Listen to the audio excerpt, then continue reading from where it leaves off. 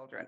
So Russ, I'm going to let you come on up. I know you're going to introduce your family, and we are really looking forward to what you have to share with us tonight. Thanks so much for having me on tonight. And this was really great to hear the folks talking about camping on the front end of this show, and then the Yates last week. So we'll talk some more about that. But you can put a picture of my family up. So why don't we do that so I can explain to everybody listening that I'm in the same camp as you all. I'm blessed to have 3 sons and 3 daughter-in-laws and 7 grandchildren, with 1 in heaven and 1 more on the way. So that's how I like to say that. So you can see the picture of them right there. So we're just blessed to have that posterity. And that's what I want to talk to you about tonight, is this issue of posterity.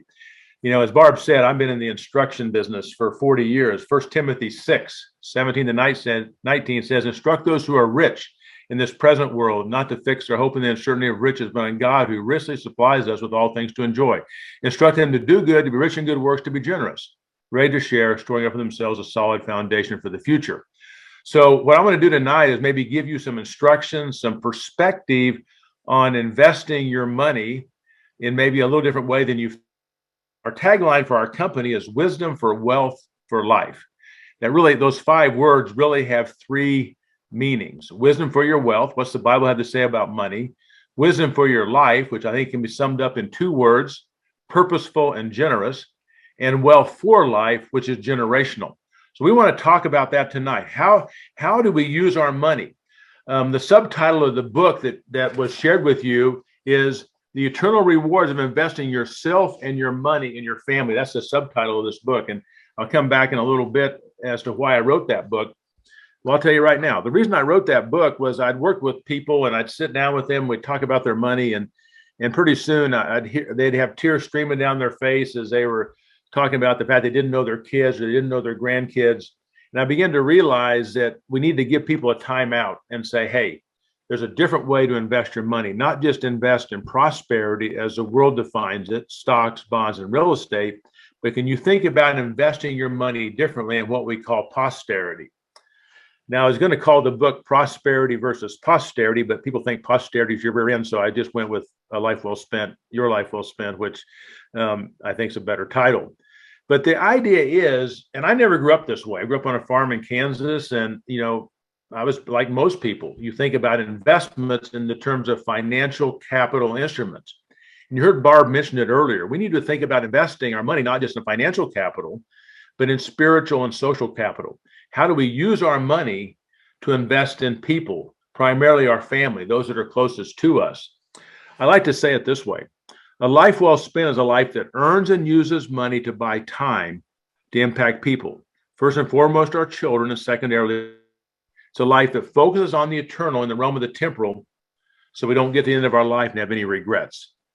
So it's the idea that I think about using my money in a different way. I think about it in terms of people and impact, and not just a bigger net worth. Now, I think I ought to give you a principle here as we get started, and I'm going to share this principle, and then I'm going to get into some how do you actually make a posterity investment and share a few of those. But the big idea here is that when you have money, you can invest in financial capital instruments and build your financial net worth. That's your assets minus your liabilities. Or you can begin to think about, how do I invest it in people? Like I said, first and foremost, your family, your children and grandchildren, and then secondarily, other people, as you're generous with God's work around the country and around the world. Well, the principle I want to share with you is the principle of limited sphere, because this really helps me keep perspective when I realize that I have a choice.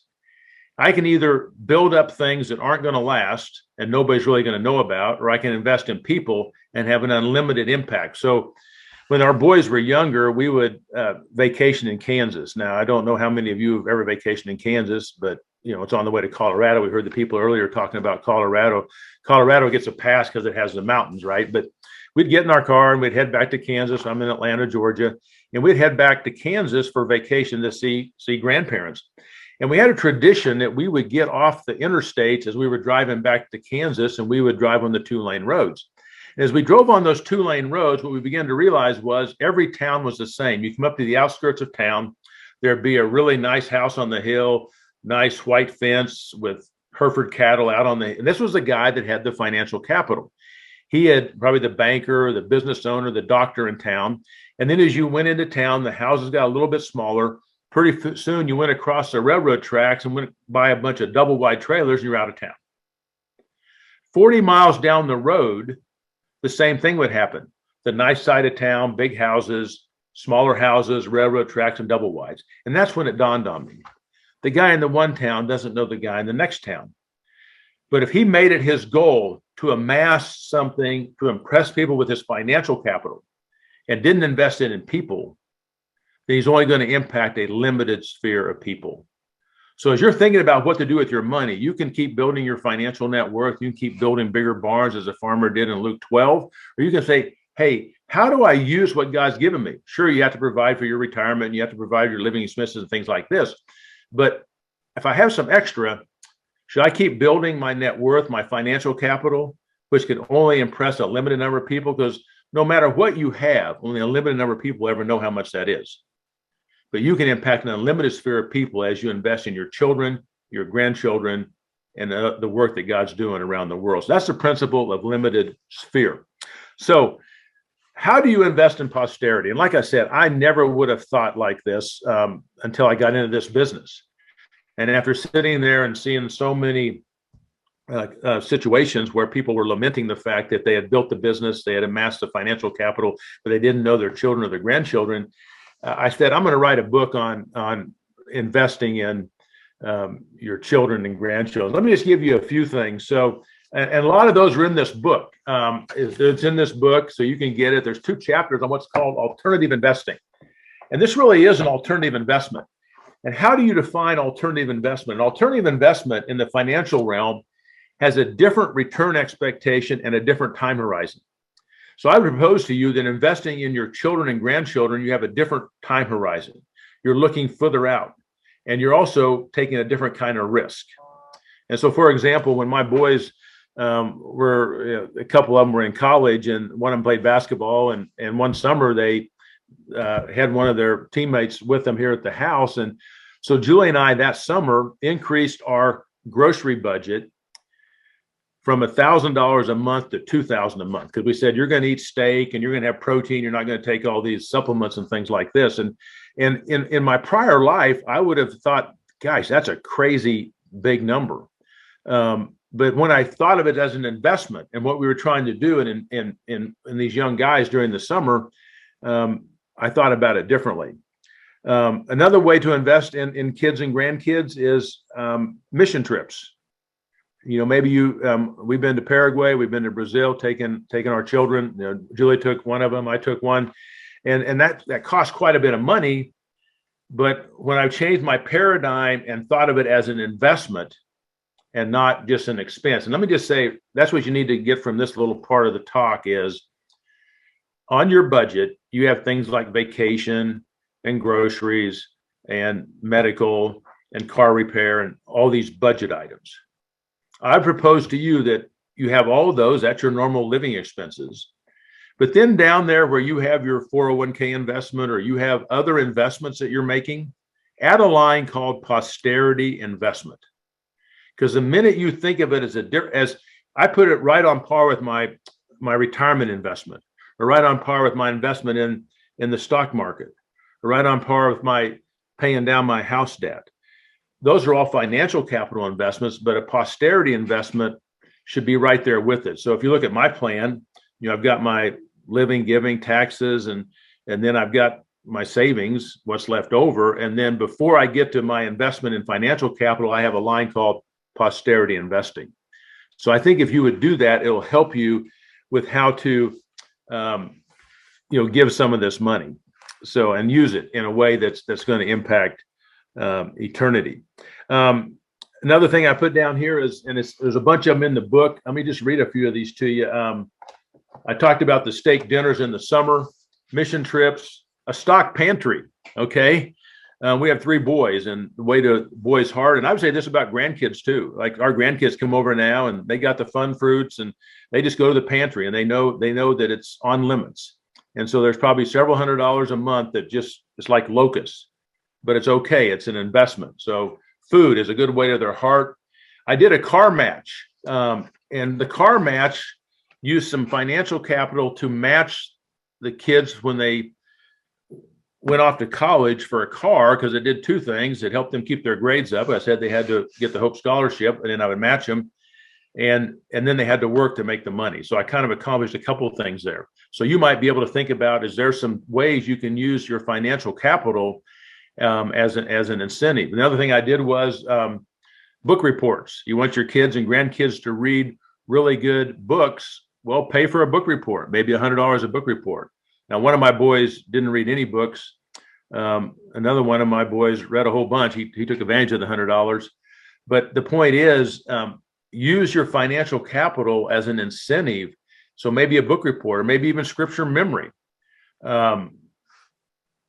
Trips home to see each other, and, paying for that. Summer camps. We heard, let me just say, I just loved, what y'all heard last week with the Yates, and then just what we heard earlier from the Larsons. I saw there that on one of the chats that, it's worth the investment. Somebody said that camp is worth the investment. I would say it is an investment. Don't think of it as an expense. Don't think of it as a budget item. Think of it as putting it there rather than a stock or bond. And I think that's a great word. And so those grand camps, things you can do like that, I think are great. Now, what I did, thanks for getting that up, Barb. So we hadn't read the Yates's book yet on cousin camp. So Julie and I decided 3 years ago to do a cousin camp, and we didn't realize the 4-year-old age minimum. So the 2-year-old got grandfathered in. So that was kind of a tough time for us. But my idea was to do a platform and have a zip line. Well, as you know, lumber prices have been pretty high the last few years. So what started out as just a simple platform to have a 170-foot zip line morphed into what you see there, a 2-story tree house. That was the first year. Last year, we added the camping wall. And this year, if you can see off to the left, there's some bright blue and red and yellow. We added a Ninja Warrior course. But if you'd have told me that I would ever have spent, with my background, I'm a financial guy, right? So you put your money in the retirement, you put your money in real estate, you pay off your debt and all that, and those are good things to do. But I put my money in a tree house, and then this is a slip and slide. Each one of those sections costs about $200. I had 2 sections the first year, 2 more the second year, and a 5th one last year. But now guess what? All the bumpers are flat, so I had to buy 4 more for this year. But the point I want to make to you is change your paradigm. I would have never thought about using my financial capital in anything other than a financial instrument. But when I realized that, I can invest it in some of these things, it really changed how I look at my money. And that's what I would say is a nutshell: posterity or prosperity. Don't just put it all in financial instruments. Think about, how can we use our money to invest in our children and our grandchildren? You can pay to go to a camp, go to Grand Camp, go to Colorado, go to Iowa, like we just heard. You can do some things at your place. In fact, there's one thing I didn't say about our cousin camp. As somebody has said, you get kind of tired as grandparents, but we have a 16-year-old neighbor girl, and I'm very happy to pay her for 8 hours of help when all the kids are here for cousin camp. Somebody said, "Hey, Russ, how long is cousin camp? Is it a week?" And I said, "You haven't kept your grandkids without their parents, have you?" So, but we can make it. We only go like 2 days or 3 days, but still we need the help of that extra hand. So add posterity line to your budget, and begin to think about investing in your children and grandchildren with some of your financial capital. Now let's segue a little bit. As Barb said, let's talk a little bit about, she gets questions about inheritance and estate planning and things like that. I want to give you, as we go another 5 or 10 minutes here, some principles around estate planning, and maybe we can unpack these at another time in more detail. But the first thing I would say is, you really don't want to skip your children and give your estate and current gifts to your grandchildren. And there's a couple of reasons for that. One, you don't want to take the training opportunities out of your children's hand. I've seen too many times where there's too much money and it doesn't make any sense. People say, "Well, I didn't train my kids, I'm going to skip them and give it to my grandkids." Well, your kids are the ones training your grandkids. So very rarely do you ever want to skip and leave assets to your grandchildren and skip your children. Now, I would say the exception to that is if you put a caveat in there that your children can kick it out to charity if they see that it would undermine their children. But which would be your grandchildren. But I would say for sure you need to talk to your kids about it. You need to sit your kids down, your Gen 2s, and talk to them about your thinking, especially if it relates to their children. And I would also talk to them about, if you're giving them current gifts, and talk through that, because you don't want to be too far out of what they're thinking, because they may be trying to teach their children how to budget, or teach their children how to do without, or to realize there's trade-offs. And if you come along, and you could inadvertently undermine that by handing the grandkids $100 bill when you see them or whatever. So it's just very important, I think, train your children, help them understand the financial principles, and then help them train their children, your grandchildren. And from an estate planning standpoint, be careful not to do skipping, because you just don't want to undermine. Let me say one other thing that we found to be helpful is that we want to teach our children and grandchildren to be generous. So many times we'll see people set up what's called donor advised funds, which is like a public charity to do gifting out of. And then they can set up those accounts for their children, and their children can then involve their grandchildren and help them figure out where they would want to give that money. Another thing I would say is, we're talking a little bit about the estate now and leaving assets through your will. I think you also need to think about current giving. And let me give you some guidelines on how to think about giving money to your children. When your children are 0 to 20, you err on less rather than more. Because what's the worst thing that can happen to them if you don't give them any money? They have to learn to work like you did, and build character and work ethic, and become responsible, and have integrity and things like that. When your children are 20 to 40, you could potentially leave them more, because hopefully by then they're getting established, they're in their careers, they have a job, and you can observe them during that 20 to 40 time frame, and potentially could leave them more if they're showing their ability to steward it. And then after they're age 40, you might be able to even leave them more. What I've observed is that usually by that time, it doesn't matter how much you leave your children, because they've probably already established themselves and they've showed good stewardship ability. Now, the obvious follow-on question here is, well, what if one of my children isn't tracking? Should I take them out of the will? Should I leave them out? This is a really sticky question, but my experience has been over 40 years that you have got to be very, very careful with that, because I'm not sure you want the last statement said to your child when they read the will that they were cut out. Because, God loved us when we weren't lovely, and money's just utilitarian. So in most cases, you might leave it in trust, you might do some things to try to protect it, but I would say be very, very careful if you treat your children unequally, and especially if you want to leave one out. I would also say, if there's going to be any inequality in what you leave to your children, make sure you talk about it beforehand. They don't just find out in the reading of the will. Most children, rightly or wrongly, will expect it to be equal, and I think that's what I've observed to be probably the best approach, because like I said, you don't want to make a statement to your child that they were loved less because they were left less.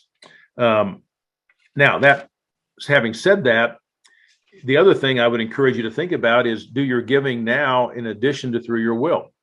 When do your kids need it? They need it now. Maybe you can use some of your money and I talk about that in the book, to invest in your kids, and then they have more time to invest in the grandkids. I don't know what it might be. Maybe one of the spouses can stay home if you're making current gifts, and they can stay home and raise your grandkids when they're younger, and maybe they don't have to both work outside the home.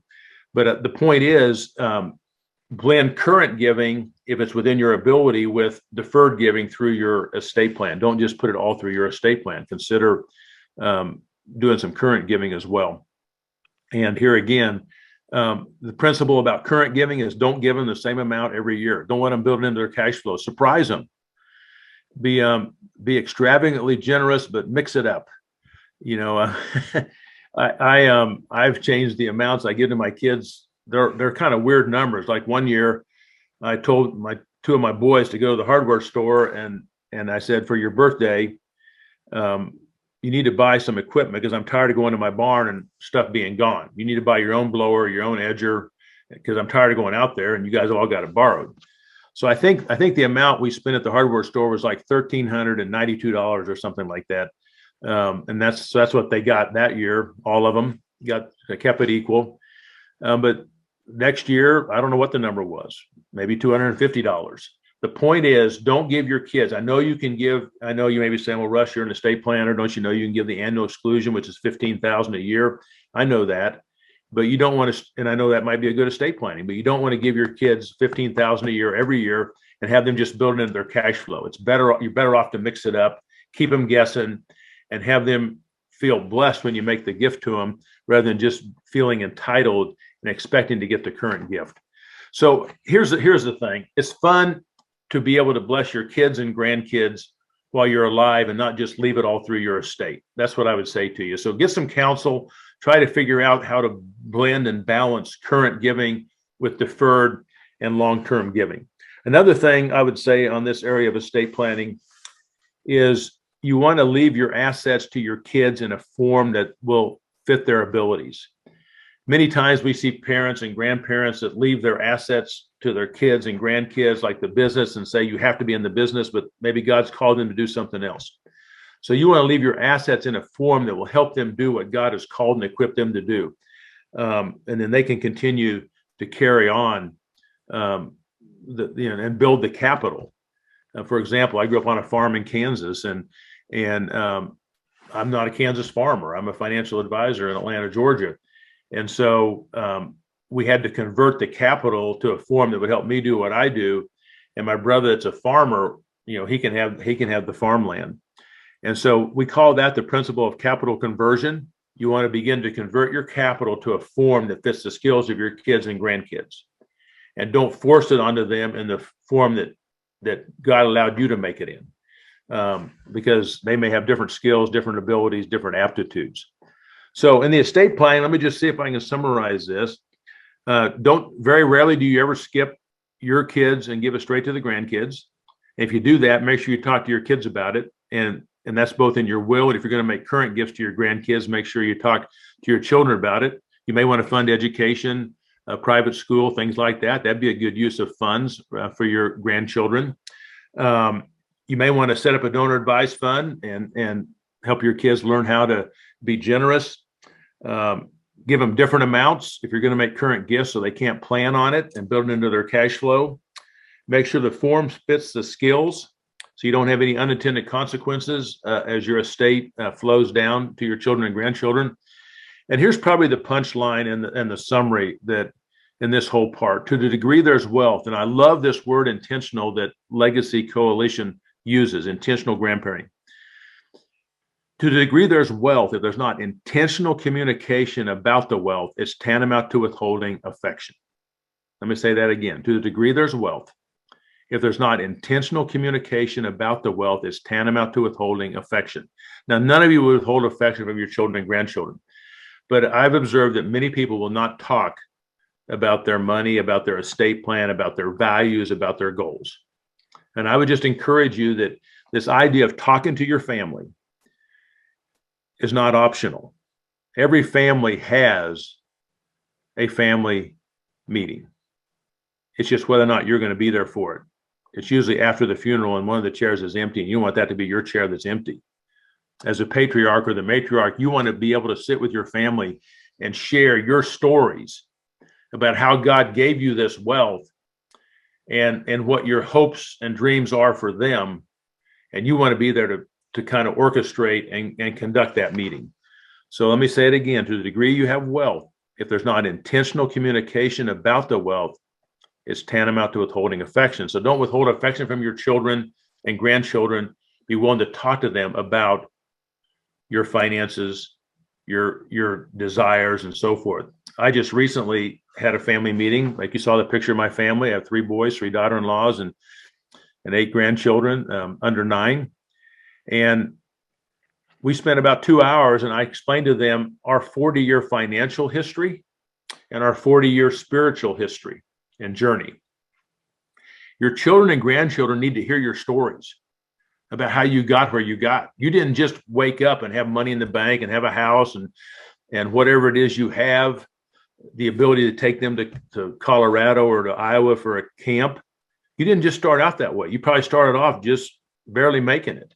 They need to hear your story of God's faithfulness to you and how you built what you built on your financial capital.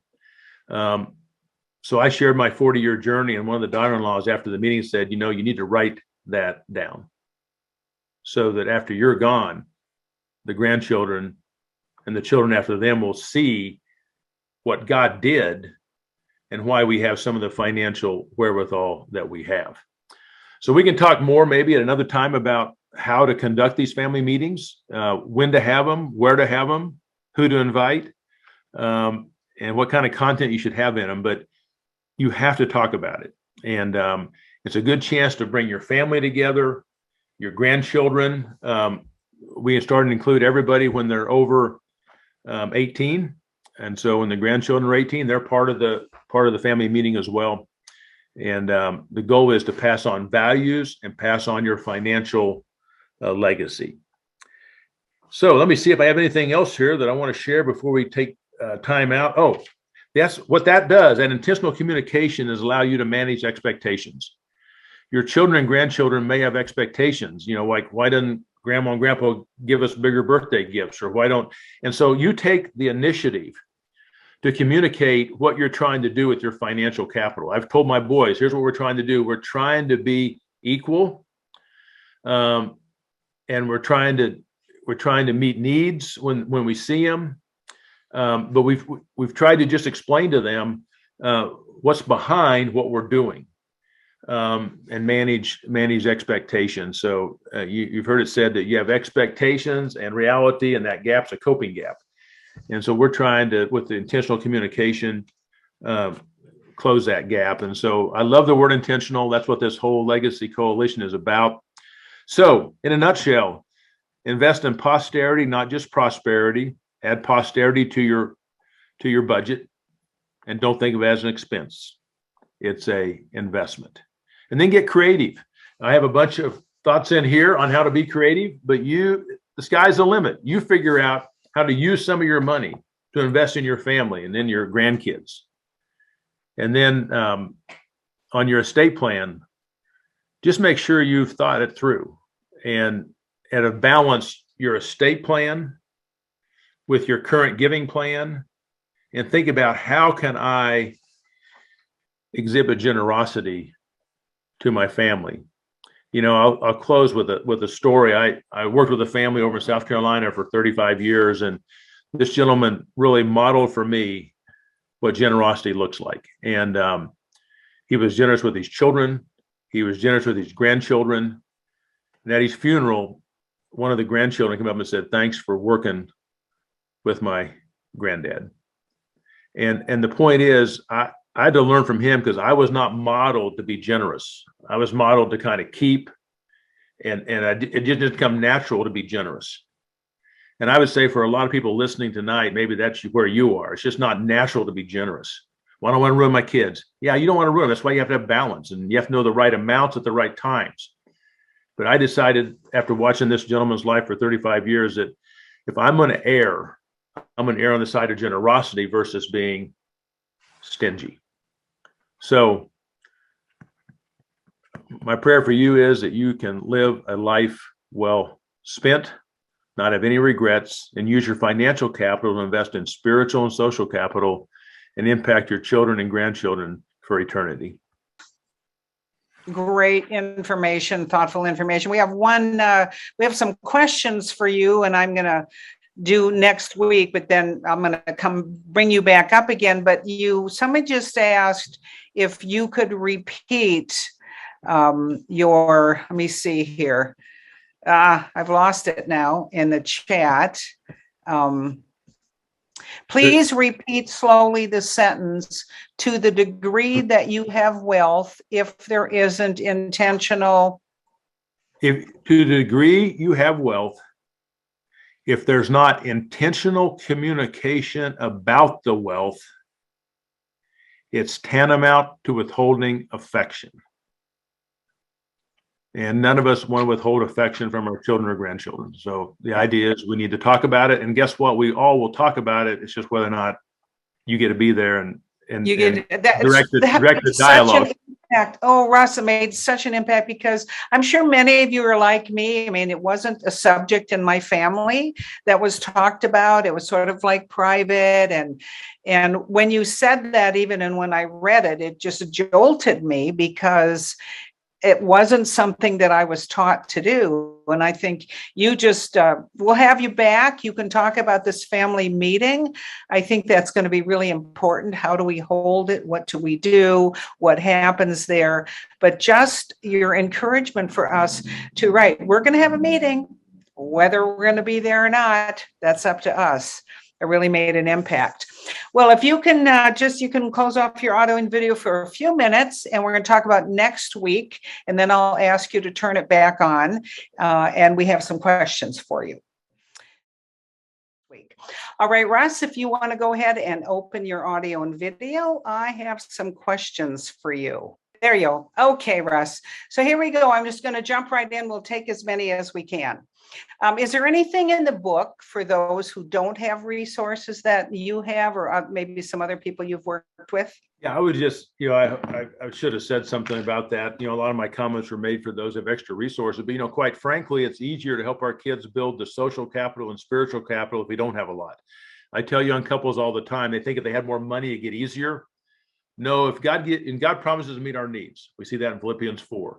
So if you can just put food on the table and you're just making it, then your kids have to learn to work. You can't spoil them with a trust fund or whatever. So I would just say, don't be discouraged if you don't have financial capital to invest in some of the things I talked about.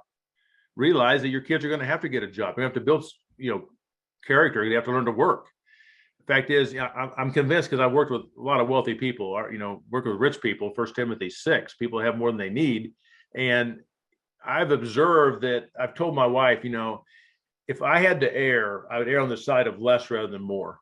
Because I just see the tremendous difficulty. I know that people are saying, well, that's probably easy for you to say, Russ, but here's the point I would make to you. If you don't have a lot of money, then, hey, you make your gifts. I mean, Julie and I early on would, make our own stuff for Christmas, do all that stuff, model that for the kids. And I would just say, count your blessings, because, hey, your kids have to work and have to go to the junior college or whatever. They have to go to the local community college. So anyway, you may be better off than you think. Thoughts. Yeah, good thoughts. That's really wise. So here, Ellen wants to know, is it advisable to give different dollar amount gifts to children based on their income and or Christian ministry versus public occupation? Oh, wow. Good question. And here again, I would say no, because, so the one's a missionary. Now, let me just make a caveat. Unless your children come to you and say, hey, mom and dad, we really want you to treat us different and give more to this sibling. If it's initiated by your children, the difference, and they come to you, then I would say you might entertain it. But this judgment things are really slippery slope. You have a missionary, a teacher, and a doctor, because in their perspective, they're perceiving what you give them as your love for them. Does mom and dad love me less? Now, here again, you have to talk about it. I'm not saying you can't do it unequal, but be very careful and talk about it. And my experience has been that that's very rare. And then the judgment, I had one guy put beach bum language in his will. These kids were going to these Bible studies and doing this and this and this and that. They'd get X amount. And I'm like, I hate to be your trustee. How are you going to determine, these different levels you have here? And that's why it's so important to try to do a life well spent, so you don't have to get to, and build spiritual and social capital into your kids. So you have you can leave them financial capital and not have to try to govern it from your will. Yeah. Yeah. Some sneaky question, I'm sure, Russ. Yeah, here's one. So we have 2 children. One is very Christ-minded, along with their family, serve the Lord, minister to others, giving. The other one, although raised in the same home, now with his wife and family, rarely talk about anything spiritual. How would you have a meeting with them at the same time about posterity, generosity, etc.? Our son and his wife are so out of tune with these things. Well, I think they're going to hear you, and more is caught than taught. You need to still get in front of them and share your values, share what you're trying to do, that you're trying to steward this, and that you want to be able to bless them, your two children. And I would just, we can talk about these meetings later, but you get into principles early on, and they both should hear the principles, even if they're a Christian and a non-Christian, because you're just going to talk about some of the high level things, and what God says about stewardship. Okay. And so they both can hear that.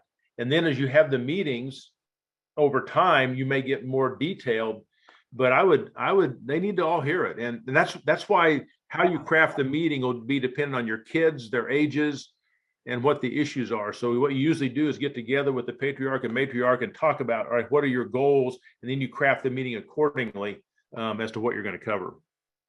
Yeah, that's great, Russ, because really you're suggesting we share our faith, our vision, and just share that with the family, and on both sides will hear, as opposed to, because it can feel sticky for sure, but that's great advice, I think.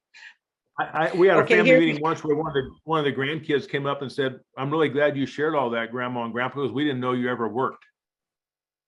We what? We didn't know you ever worked. All right. So Nancy says, we initially put in our will equal amounts for our son and our daughter. Our daughter is still single, and our son and his wife have 3 children. What might be a fair redistribution? Is it fair to give them equal amounts, or do you have different suggestion based on their needs? And this is one of the questions that did come up, Russ, with one of the grandparents who wrote to me, like, what do you do in this case? Well, what I would do in that case is leave your will equally, but maybe what you do, communicate to your children that you're going to start helping the one with 3 children, like with school or any number of things now. So you're treating the Gen 2s equally, but you're also providing some down to Gen 3, which indirectly helps Gen 2. So the son who has the 3 children, if you're helping the children with whatever it is, fill in the blank, college, whatever, then you have made a little bit inequality, but it's not at the Gen 2 level. Your will would still be equal to them. But I would communicate that, and I think that'd be a perfectly legitimate thing. This is why this is an art, not a science, Barb, and you have these principles, because every family, you just have to start working through it. And that's why I hope what you heard tonight was some principles. I didn't want to be prescriptive. I just share some things I've learned and seen.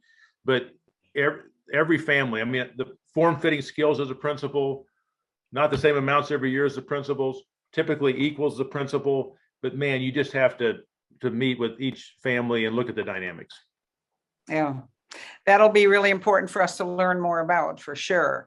And 2 things come out to me. One is the thing that you have about giving now in answer to that question that just came out. And then the other one, of course, is about the communication from your heart to your family. And so we wonder, and our children, many of us probably have some children serving the Lord, some children who aren't, but here's our opportunity to share our faith and our vision and our plans with them in this way. Now, let me say one other thing, and this will sound self-serving, but it's absolutely true. Most kids, if you ask them, what do you think about this? They'll say, fine, Mom and Dad, do whatever you want, we're fine with. But they'll tell you that, but they'll tell a third party what they really think. Yeah. And that's why sometimes you work both ends. You interview the kids and you interview the parents, and you put the 2 together, because I've seen it all the time where the kids will say, yeah, whatever you want, Mom and Dad, that's fine. That's spend it all. Yeah. Spend it all or give it all away. We're fine. But then when you read the will, they're like, they really weren't fine. Yeah. Important topic. Lots to learn. So we have a question like, can the Ron Blue Trust help budget as a grandmother? I know they can contact Ronald Blue Trust and talk possibly with an advisor there. How would we do that? Yeah, I think just go on our website and share a little bit about what you need, and we can get you to the right person to lead you. And we have offices around the country, so wherever you might be, we can get closer to you. Yeah. So Dwight just posted that in the chat. And, I was a stockbroker.